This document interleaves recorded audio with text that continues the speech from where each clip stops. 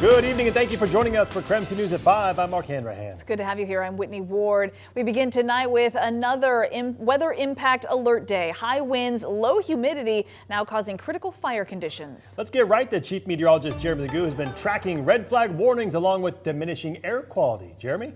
Well, it's one of those ones where we knew it was coming, and now that it's here, you go, wow, these impacts are pretty big. You can see all the dust and smoky haze in the atmosphere. That correlates to a drop in air quality. We currently sit at a 136 in terms of AQI. That terrible air quality is likely going to stick around for the next little while. We have dust and smoke in the atmosphere. Primary pollutant looks to be more dust right now because of everything that has been kicked up. We will likely hang on to that increased fire danger through 8 p.m. Our red flag warnings run through then, and our wind advisories run through then as well. Wind gusts up to 50 miles per hour are expected at times. It is going to calm down as the sun goes down tonight. Our gusts will drop from the 20s to the teens and then stay pretty breezy overnight, so don't expect a complete break, but there it is, starting to see a slight improvement in overall atmospheric conditions. Maybe a little bit of blue sky peeking out, but remember, we are still hanging on to that dust. Let's talk that dust advisory. We have 1 second to do so. From milepost 229 to 266 on I-90, expect visibility to drop. Now let's get back to that 3-day forecast. Tomorrow, back in the 70s and blue skies, 81 on Thursday, near 90 by Friday. All right, sounds good, Jeremy. Thank you very much. And as we continue to keep an eye on the red flag warning, a fire is burning off I-90 near Ritzville, and it is impacting traffic. This is new video showing just how close the fire really has been burning near to the highway. That fire continues to force on and off closures of both State Route 21 and eastbound I-90. Adams County deputies believe it was started by a farmer mowing their field. Turn around, face the car. Turn around, face the car. Don't put your hands on me, pal. Listen. You are going to get hurt. If I you don't am? listen to what I'm telling you. It's been more than a year now since this incident. Now a Spokane County sergeant is charged, accused of beating a man during that arrest. KREM 2 Shannon Mowdy has been digging through new charging documents against Sergeant Clay Hilton. Shannon? Well, the Spokane County prosecutor confirmed this afternoon this marks the first time a Spokane County Sheriff's deputy has ever been charged with a crime committed while on duty. Sergeant Clay Hilton is not only accused of assaulting the man in the video, he is charged with falsifying the official record. We do want to warn you, this story contains graphic images.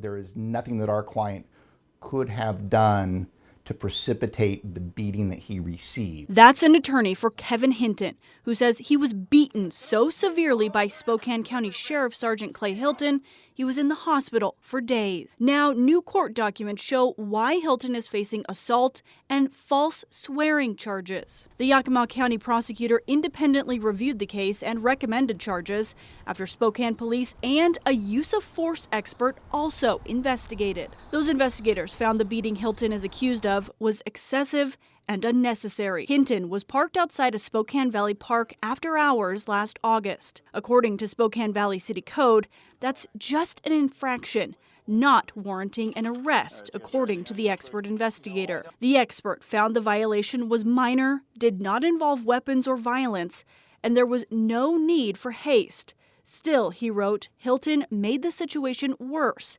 instead of de-escalating under Sheriff's Office policy. Don't put your hands on me, pal. Listen. You are going to get hurt. Court documents show Hilton continued to try to use Spokane City and county laws to charge Hinton with a misdemeanor. An SPD sergeant tasked with looking into the case said Hilton recognized he couldn't cite Hinton with a misdemeanor sometime after the arrest, but, quote, completed a sworn charging document and sworn police report and even intentionally disregarded Spokane Valley Code in trying to charge Hinton. Hilton's second-degree assault charge comes with an aggravating circumstance of egregious lack of remorse, which under Washington law means he showed extreme indifference to the harm resulting from the accused crime. And we did reach out to attorneys on both sides of the case, but did not hear back. Court records show Hilton will be issued a summons to show up to court. His arraignment is set for September 25th. Shannon Mowdy, KREM 2 News. All right, Shannon, thank you very much. Well, you may have seen these patrol cars in different areas of Spokane County with lots of high-tech gear on top, and many of you have asked, what are they? So KREM 2's chief journalist Amanda Rowley asked the Spokane County Sheriff, and here's what she found. These Spokane County patrol cars are starting to catch people's attention, mostly because of the cameras mounted on top. They're not Google Earth cars, so what do? Well, they're mobile camera systems that help deter crime across the county and save taxpayer dollars.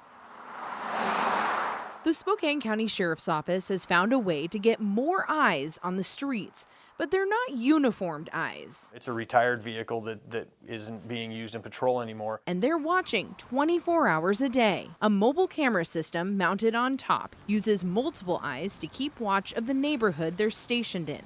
The solar technology allows them to remain in the field for about 40 days, while the camera feeds are monitored here when needed at the county's real-time crime center. It allows us to, potentially collect evidence in high crime areas. It allows us to use ALPR technology to help us solve crimes. Sheriff John Knowles is talking about automated license plate readers. It's a system that alerts law enforcement of vehicles of interest. It's like having a cop sitting on the street corner that recognizes every car that goes by, but has a perfect memory of every stolen vehicle or every vehicle of interest in their brain and can automatically pick it out and identify it. In May, the ALPR system helped deputies track down a burglary suspect.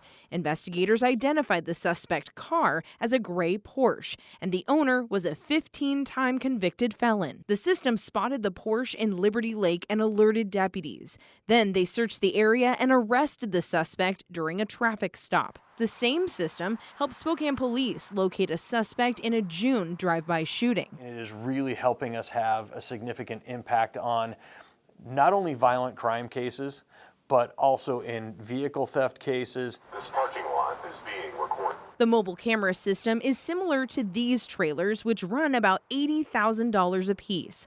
But some resourceful staff in the sheriff's office found a way to build the same setup for only $15,000. That's got to make some taxpayer ears perk up. It is, and I'm so proud of the employees who put that together, who took the initiative and said, we think we can do this. The sheriff says it all adds up to more eyes on the street to help prevent crime. The sheriff's office currently has 2 of these mobile camera systems deployed across the county. They expect to have 2 more in the near future. Amanda Rowley, KREM 2 News. Well, some heartbreaking news for Gonzaga basketball fans. Steele Venters out for another season, this time for injuring his Achilles. Venters was making his way back to the court after missing all of last season when he tore his right ACL last November. The Big Sky Player of the Year was a unanimous first-team All-Big Sky selection, averaging just over 15 points a game during the 2022 season with Eastern. In a statement today, head coach Mark Few said, quote, "We will continue to support Steele through his healing process and know that he will come back better and stronger."